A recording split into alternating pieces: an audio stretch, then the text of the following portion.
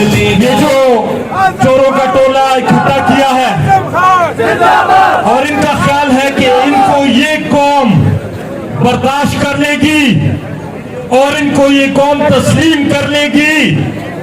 1100 अरब रुपए ये इन्होंने माफ किए हैं।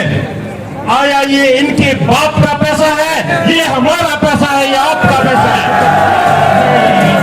इंशाल्लाह पिछली दफा हमसे कमजोरियां हुई, मजबूरियां थी, लेकिन इस दफा इनको पता है जब इस अवाम की हुकूमत आएगी और 2/3 अक्सरियत आएगी इंशाल्लाह ताला, इंशाल्लाह मेरी इमरान खान साहब से ये दरखास्त है कि इन चोरों को, इन लुटेरों को इन खंभों के ऊपर लटकाया जाए।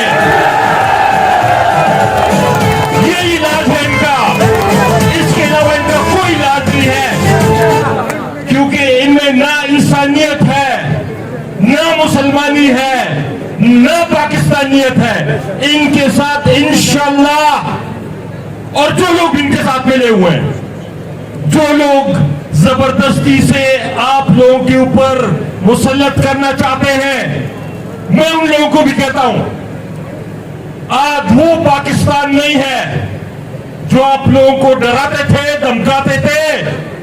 ये अभी सारी नई कौम है और इनसे जीतना मुश्किल है। इनसे मत लड़ो, इनसे मत लड़ो, कोशिश मत करो।